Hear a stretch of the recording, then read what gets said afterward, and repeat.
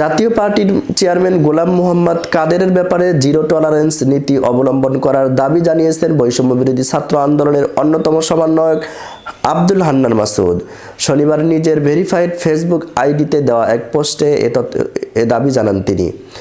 আব্দুল হান্নান মাসুদ তার পোস্টে লিখেছেন, জাতীয় পার্টি আর আওয়ামী লীগ একে অপরের পরিপূরক। জিএম কাদেরের ব্যাপারে জিরো টলারেন্স নীতি অবশ্যই অবলম্বন করতে হবে। দালালদের ব্যাপারে সাবধান। এর আগে জিএম কাদের ও জাতীয় পার্টির উদ্দেশ্যে কড়া বার্তা দিয়েছেন বৈষম্যবিরোধী ছাত্র আন্দোলনের আহ্বায়ক হাসনাত আব্দুল্লাহ।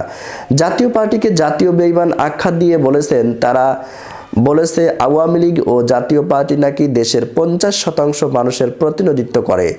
24 পরবর্তী বাংলাদেশে দাঁড়িয়ে তারা এত বড় কথা বলার দুঃসাহস পায় কিভাবে?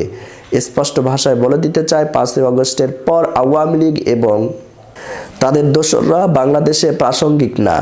হাসনাত আব্দুল্লাহ বলেন, যারা আওয়ামী লীগকে পুনর্বাসন করতে চাচ্ছেন আপনারা আপোষ করতে পারেন রাজনৈতিক স্বার্থে, কিন্তু আমরা যারা রাজনৈতিক হিসেবের ঊর্ধ্বে রয়েছি, আমরা বেঁচে থাকতে এই বাংলাদেশের 1 ইঞ্চি মাটিও ফ্যাসিবাদীদের জন্য ছেড়ে দেব না।